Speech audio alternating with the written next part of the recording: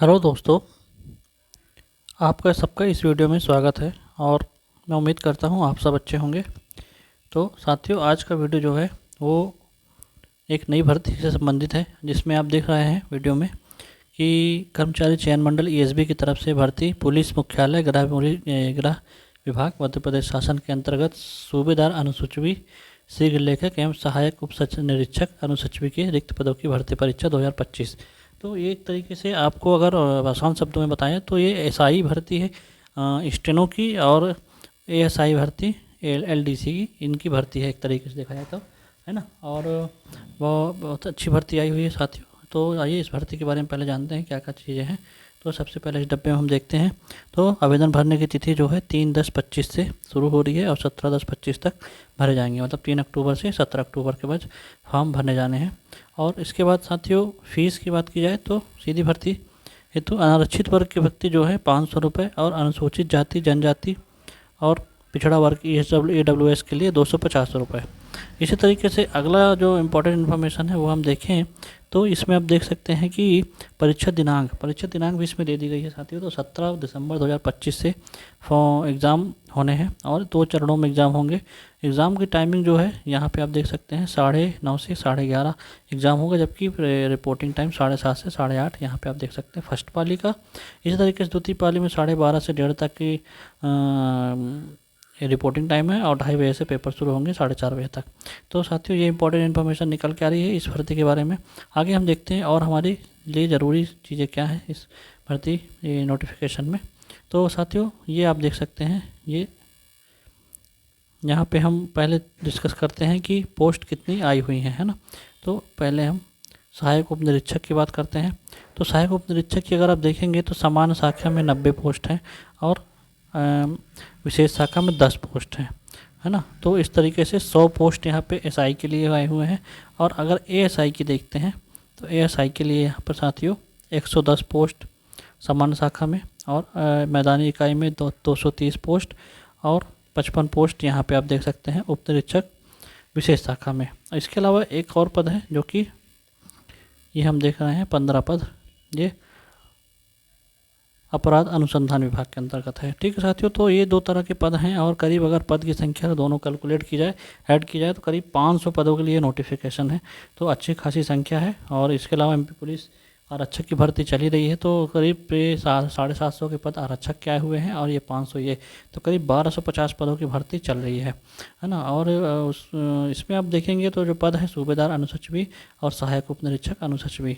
ठीक है साथियों, आगे चलते हैं नोटिफिकेशन में, देखते हैं कि और हमारे लिए इंपॉर्टेंट चीज़ें क्या हैं। तो ये देखिए साथियों, ये बहुत इंपॉर्टेंट इन्फॉर्मेशन है। पहली चीज़ की जो सूबेदार का ग्रेड पे वेतनमान है 36,200 से 1,14,800, मतलब कि 3600 ग्रेड पे की नौकरी है।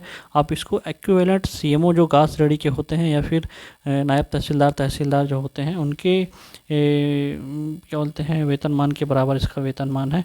और इसी तरीके से एएसआई का देखेंगे तो 19,500, तो बहुत अट्रैक्टिव वेतनमान है और बहुत अच्छी भर्ती है साथियों। आगे चलते हैं और देखते हैं इसमें आवश्यक शैक्षणिक अर्हता क्या मांगी गई है। तो आवश्यक शैक्षणिक अर्हता अगर आप देखेंगे तो हायर सेकेंडरी परीक्षा मतलब 12वीं उत्तीर्ण होना चाहिए सूबेदार के लिए, और 100 शब्द का स्टेनो मांगा गया है ना। सीपीसीटी परीक्षा मांगी गई है और ये जो CCC वगैरह कोर्स होते हैं वो मांगे गए हैं, है ना। अगर CCC जो घा नंबर में CCC मांगा गया है, इसके अतिरिक्त अगर आपके पास ये नहीं है तो फिर ये अन्य योग्यता मांगी गई है, उनमें से कोई एक है तो हो जाएगा। जैसे कि ITI से कोपा मांगा गया है यहाँ पे। इसके अलावा ITI का अन्य कार्यालय प्रबंधन पाठ्यक्रम परीक्षा उत्तीर्ण होना चाहिए। और एक और चीज़, अगर आपके पास ऐसे DC PGDC तो भी आप एलिजिबल बनते हैं यहाँ पे। इसी तरीके से अगर उप निरीक्षक की पोस्ट देखी जाए तो उप निरीक्षक के लिए यहाँ पे सीधे 12वीं परीक्षा मांगी गई है और उसके अलावा CPCT मांगा गया है। और अगर आपके पास डिग्री है MSc BCA BA computer science computer IT संबंधित, है ना, तो आप इसके लिए एलिजिबल हैं। अगर ये नहीं है तो आपके पास सी लेवल सर्टिफिकेट अगर कोई है तो वो चल जाएंगे। अगर वो भी नहीं है तो आपके पास ITI कोपा होना चाहिए। उसके अलावा आपके पास कार्यालय प्रबंधक का ITI का सर्टिफिकेट है, वो भी चल जाएगा। और उसके अतिरिक्त साथियों अगर आपके पास कंप्यूटर का डिप्लोमा DCA PGDCA है तो भी आप एलिजिबल होते हैं। अब साथियों आगे चलते हैं और देखते हैं और इन्फॉर्मेशन इसमें क्या निकल के आती है। तो यहाँ पे आप देखिए ये उम्र जो 33 वर्ष दी गई है अनारक्षित वर्ग के लिए, और बाकी जो आरक्षित वर्ग हैं उनके लिए जो उम्र में जैसे OBC में 3 साल का एक्सटेंशन मिलता है तो 35 वर्ष, और ST SC को 5 साल का एक्सटेंशन मिलता है तो 38 वर्ष की योग्यता उनको भी प्राप्त है। अब साथियों आगे चलते हैं और देखते हैं हमारे लिए और इम्पोर्टेंट इन्फॉर्मेशन क्या निकल के आती है। तो ये देखेंगे सर ये परीक्षा किस तरह से होनी है, सिलेबस क्या होने वाला है।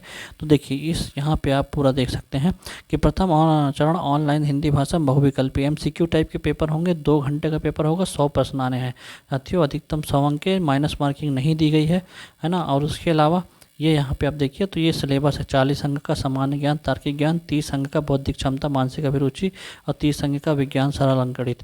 तो एक तरीके से देखा जाए तो कांस्टेबल की जो भर्ती में रिक्वायरमेंट क्वालिफिकेशन मांगी गई है सेम यहाँ पे भी वही चीज़ मांगी गई है।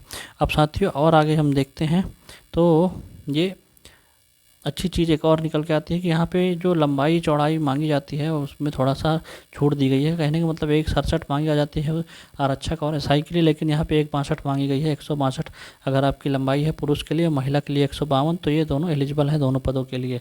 तो ये भी एक अच्छी चीज़ है साथियों कि फॉर्म कई लोग ज़्यादा भर सकेंगे, इसकी वजह से कम लंबाई के लोग भी भर सकेंगे। अभी आगे और चलते हैं, देखते हैं साथियों इम्पोर्टेंट इन्फॉर्मेशन और क्या निकल के आती है। तो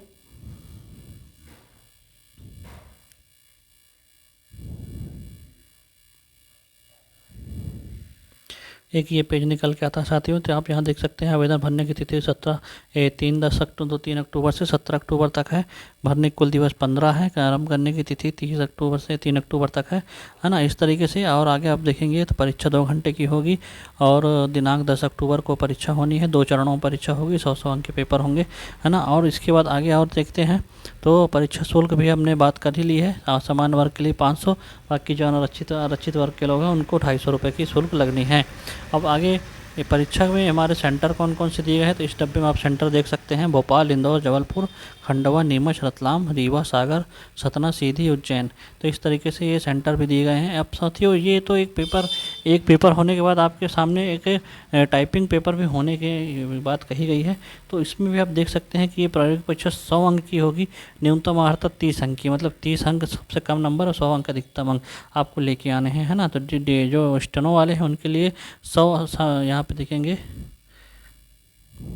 इसमें तो 100 शब्द प्रति मिनट 5 मिनट के लिए दिया जाएगा। 100 शब्द प्रति मिनट की गति से 5 मिनट के लिए दिए जाएंगे है ना।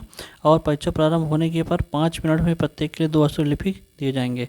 तो इस तरीके से ये हो गया। और अगर आप इसके ASI के लिए अगर आप बोल रहे हैं तो ASI के लिए भी आप देख सकते हैं कि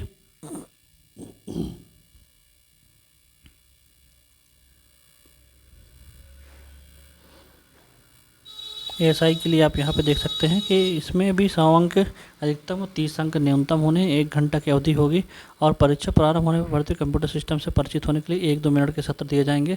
केवल टाइपिंग का ही मूल्यांकन किया जाएगा, पेंसिल से किया गया कोई कार सुधार नहीं किया जाएगा है ना। और आगे इसमें देखें तो यदि प्रश्न पत्र में कोई शब्द गलत छपा तो उसका टंकण करने में कोई गलती नहीं। हिंदी में 600 शब्द प्रत्येक 2 पैराग्राफ दिए जाएंगे, जिनमें प्रत्येक पैराग्राफ को अभ्यर्थी को 30 मिनट में टाइप करना है ना। तो 30 मिनट में 600 शब्द का पैराग्राफ टाइप करना है।